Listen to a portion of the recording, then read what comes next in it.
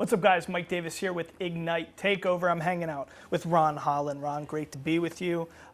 Let's start with this. I mean, a consensus five-star prospect, number 2 ranked prospect in the class of 2023. I mean, you had all the options presented to you as a highly talented guy.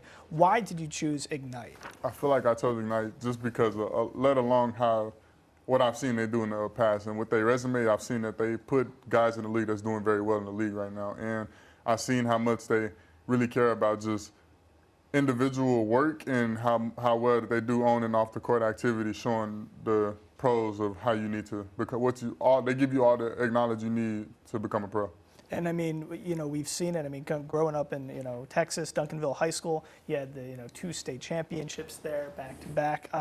Tell us, right now on the court, the level of play. Mm-hmm. I mean, against Perth in the Fall Invitational, you dropped 23 and 33 or 25 and 33. So, I mean, you're adjusting well to this level of play. What have you seen on the court so far? From what I've seen, I feel like the physicality is very different, but at the same time, I'm a really aggressive player, so I'm kind of used to it already. But I know that, well, everybody knows that I play really, really hard, so I haven't necessarily had a real live adjustment yet, but I know this upcoming season, I know I'm going to face a lot of older, smarter players, and I know I'm going to have times where adversity is going to hit, and I'm just going to have to find a way to bounce back from it. And you're 18, right? Yes, so, I mean, at 18, it's tough. I mean, the amount of pressure, the weight on your shoulders as a guy who's, producing so much right now, but also has this future ahead of him. Express to us as an audience what that really feels like to have that type of weight on your shoulders and to then have to execute and live up to those expectations. I mean, honestly, I try not to look at it like stress or any things that I need to be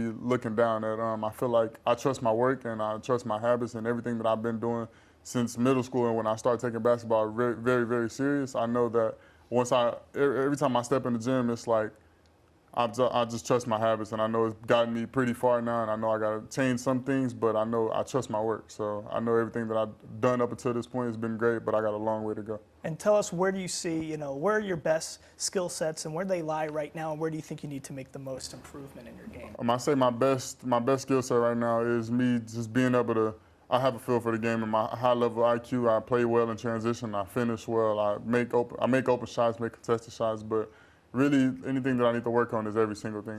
Defense, I know that this game, it seems slow on TV and things, but it's really not. It's very, very fast, and I know that's an adjustment that I'm making, and I know at the same time, I'm taking control over my body weight and everything. I'm really just focusing on just sharpening up, ball handling, consistency in my shot, and really just everything that's going to be keeping me being a pro. And at the next level, how do you see yourself playing and fitting into that NBA game? I see myself seeing that what the game is turning into a lot of skilled forwards, just being able to defend 1 through 5 and be able to play 1 through 5. I see myself doing it because I'm 6'6", 6'7", good weight. Seeing that I can do a lot of things on the floor, it makes me very versatile, so it makes it very valuable. And let's talk Ignite. So, I mean, here, as opposed to doing something NCAA, I mean, where does, the day-to-day, how does this take you to that next level? This program being, surrounded by this staff, by, a team that's constructed to not just win, but to also help you get to that next level. Where does that come into the fold, and how have you recognized that, element to this organization? I say it helps a lot because being that you're with NBA guys every single day throughout your whole day, on and off the court, is really just showing you what it takes to become a pro and is what it takes for you to reach your dream. And I feel like that they do a great job of doing that, the vets, but also the coaching staff and anybody else that's working with Ignite. Even Nakia Marks, she teaches us anything off the court we have that she really teaches us. She does a good job of teaching us because it ain't just about basketball anymore. These things is a business, and she does a great job of teaching us that. And then Coach Harden, T. Scott,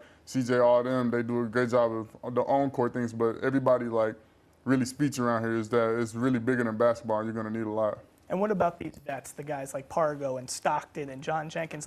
Where has their leadership and those tendencies, how have you taken to them, and what have you learned most from them so far? I love them all. Like you said, everybody uses name. It's every single vet on this team I'm really grateful for because they've really just been pushing me to my limits. And they've telling me, they know I'm working hard, but the next level, it's a whole nother level. I think I'm pushing myself to exhaustion now. Just wait till I get there. And they just want me to be able to push myself to my limits and a little more so when I leave, they want to know that they did their best job preparing me when I leave, and they want to know that I'll be able to reach my dreams. And how do you have the mentality to accept that kind of advice and teachings when you've been so successful so far as such a young guy? How is it just something you're able to take in that type of leadership? How does a young guy appreciate, an older guy telling them the way things should be or the way they should be? I feel like I said, I appreciate them really well, but it's just like I know what they've been through, and I know that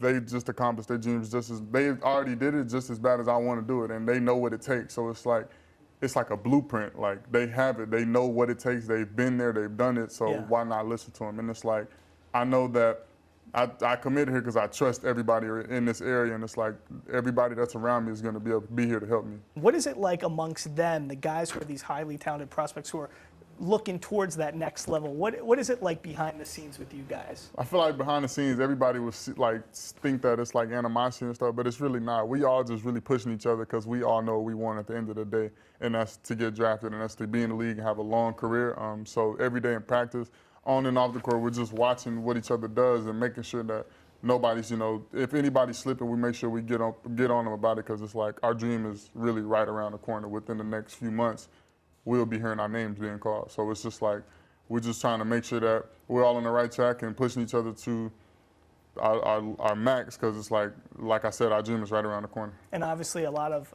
rankings and lists have you high up there. Tell us, somebody under the radar who you've been working with in practice, another teammate who you think at that next level is just going to surprise a lot of people and become a big star. I feel like Tyler Smith is really under the radar, just because being that he's not really on. I've seen some ranking sites, and he's not really on there, but what he's been doing for Ignite, I've been really talking to him about everything. It's been really good. He's a skilled forward that has high level IQ. He can really play the game, and he knows the game. But like I said, he's going to fit really well in the league just because of how tall he is and how versatile he is. He can defend 1 through 5. He can also play 1 through 5. So. And do you see yourself as a trendsetter? I mean, as we're recognizing a shift with the guys who are in your position opting for this rather than Division I stuff, do you think this is going to be the new normal? I believe it is, but it's like college ain't for everybody, but like this ain't for everybody either. Everybody has their own route to choose, but from what I can say, from what I've experienced so far, this is a great program because, like I said before, it's literally it's giving you a blueprint on how to become a pro, and literally this is your dream, and they will tell you and teach you how to reach that. Tell us, at what age did the rankings and just life change for you in terms of because it's almost I can't imagine it, but it's one of those things where you're a guy who just probably loves playing basketball. Mm-hmm. You love playing. You're pretty. You probably have a good proclivity towards it, but then at a certain point, your life changes because everybody's saying, oh, Ron Holland's going to be the next guy. So what age did this happen to you? What did that feel like? I say, I like from growing up, I just really never tried to look into it because it's just like it was so much fire that I wanted to be one of those dudes at all times. But from my sophomore year, when my name just kept being said, I kept getting all the pub, it was just like, this is something that's about to change my life, and it did. This was after the game I played Amani Bates in Hoop Fest. I had a really big game, and just from that night forward, it was just like I kept hearing my name over and over again. But my coaches around me at Duncanville would tell me like, it's a good feeling to have, but if you want that feeling, if you want to keep having that feeling, get in the gym, and that's something I really took in, and I started doing that, and well, I really been doing it, and I'm here now. Not to go all in on somebody, but I think this is you just gave me the perfect question to ask, mm-hmm. Okay? Amani Bates. Mm-hmm.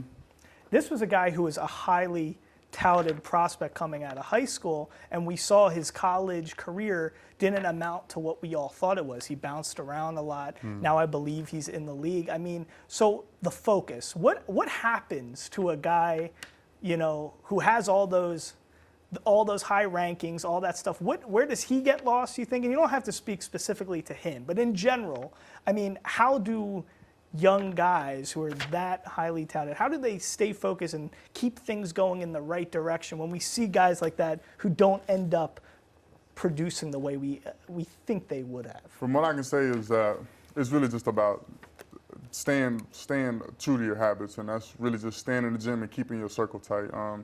Just knowing that, like, you know who you are and you know what right and wrong decisions to make, you should just stay like prone to what you normally do and what you know how to do, and you just stay the course of that and don't change it for nobody. And I feel like if you like switch it up for a little bit, then that's when things can get off track and tricky like that. But it's like giving advice to a younger player or any player that's just going to be watching this is just like stay the course and just believe in what you believe in and make sure you stay true to that. What's the biggest things? Yeah. What else would you say from an on-court perspective? What should young players be working on right now? What do you wish you knew in high school in Duncanville right now that you know right now? That's a hard question.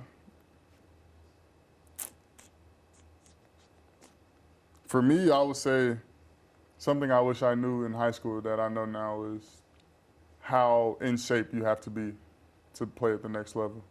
Like people would always bring up I have a high motor in high school and that, but it's like now that I'm at the next level, everybody can run, everybody can jump out the gym, everybody plays hard, but it's like you're gonna have to separate yourself. To be able to separate yourself, you have to be in shape because the game is literally, it's so fast. Like people, I don't even think people understand how fast it is. Yeah, you've mentioned that twice now. Yeah. It must be really fast. Yeah, it is. Specifically this season, Ignite this season, a lot of talent on this team. What do you think you guys can accomplish from a team? I say as a team we can accomplish, I feel like we can get us the G League championship. We can get I feel like we can win the whole thing. Being with this team, I know that we have a lot of draft eligible players and I feel like we can all get drafted in the first round. Like we can make history with that. I know that's hard to do, but we can get it done. I know that for a fact. Have you been in contact with prior guys like Scoot or Jalen Green or other players, Kuminga? Have you been in contact with them and asked them questions about what their experience was like with Ignite or anything like that? I've talked to Scoot personally about his experience, and he just told me like it's just going to be a focus of you individually and as a team. But for the Ignite program, it's like they mainly focus on really just keying in on player development on and off the court, but it's just going to be like, it's going to be so focused on that, it might get frustrating, it might get hard, but don't really just get down about it, just get in the gym and stay grinding. What do you do beyond basketball to just keep you focused and keep you relaxed and, it is a lot of pressure, there is a lot of stuff going on, so what do you do? How do you kind of relax yourself, mind, body, and soul? I say I like to play the game a lot, and I also like to shop. So those two things I really do like off the court.